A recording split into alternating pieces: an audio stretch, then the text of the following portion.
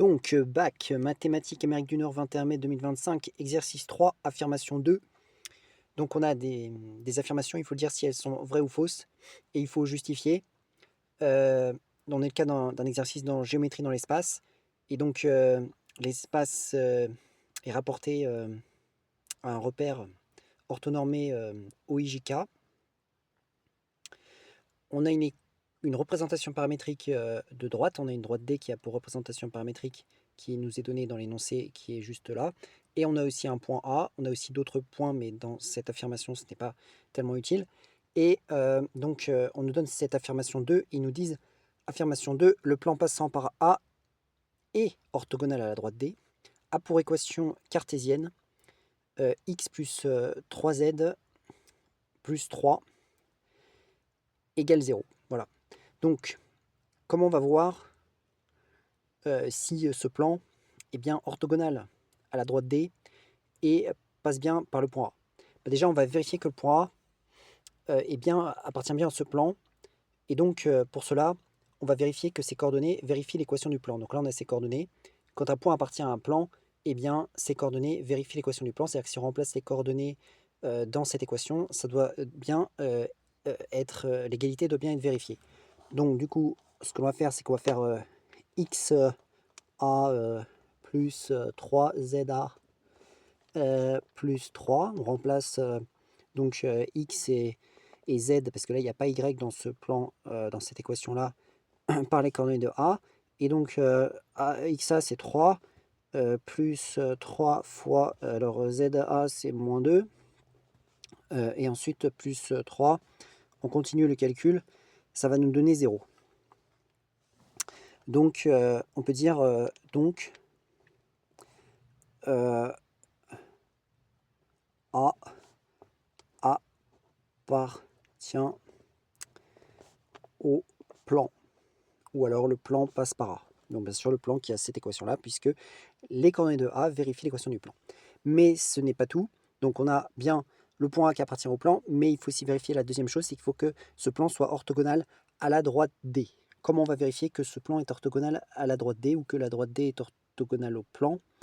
On va pouvoir déterminer un vecteur normal à ce plan grâce au coefficient multiplicateur de x, y et z dans l'équation du plan. Donc on pourrait dire un vecteur normal au plan, on aurait pu lui donner un nom, P par exemple, au plan, et donc on va l'appeler n, entre parenthèses. Donc on regarde la coefficient de x, c'est un 1, le coefficient de y, puisqu'on ne le voit pas, c'est un 0, et le coefficient de z, c'est 3. On voit bien qu'il y a 3 qui multiplient ici. Et donc ça nous donne un vecteur normal, c'est un vecteur qui est orthogonal au plan. Voilà, donc il y a une direction orthogonale au plan. Voilà, donc on a déjà un vecteur normal au plan. On va aussi identifier un vecteur normal, enfin pas normal, mais directeur de la droite. Donc le vecteur directeur de la droite, quand on a une représentation paramétrique, c'est les coefficients qui multiplient le paramètre t. Donc on pourrait dire un vecteur directeur de D, et on va par exemple l'appeler U, en regardant bien si ce nom n'est pas déjà pris dans l'énoncé, il faut faire attention.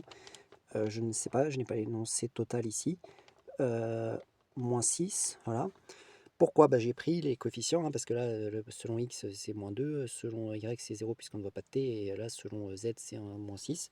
Donc voilà, j'ai fait cela.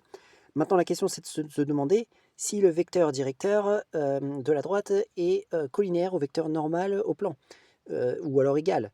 Enfin, est-ce qu'ils sont collinaires? Dans ce cas-là, le vecteur directeur sera aussi normal au plan. Et par conséquent, la droite aura une direction normale au plan, c'est-à-dire qu'elle sera orthogonale au plan.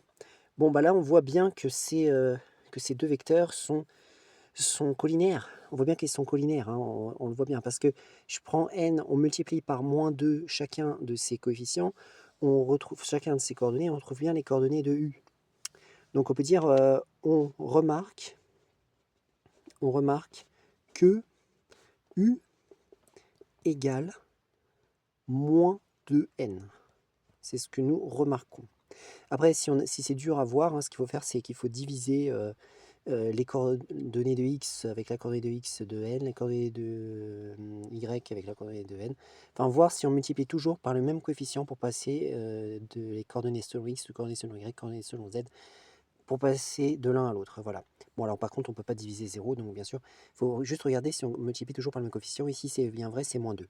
Donc, nous en sommes à ce stade-là. Donc, on peut dire U et N sont collinéaires,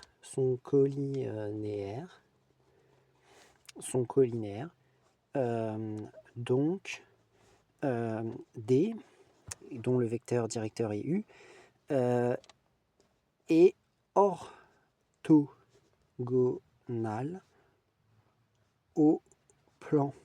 Il est orthogonal au plan car U, son vecteur directeur, est normal au plan. Voilà. Donc, non seulement la droite est orthogonale au plan, mais en plus le plan passe par A. Enfin, le plan passe par A et est orthogonal à la droite. Donc, le plan, donc, qui a cette équation qui nous est donnée au départ, est orthogonal à D et passe par A. Voilà, donc le plan passant par A est orthogonal à D. Il a bien pour équation ce qui nous est fourni ici. Voilà. Donc, l'affirmation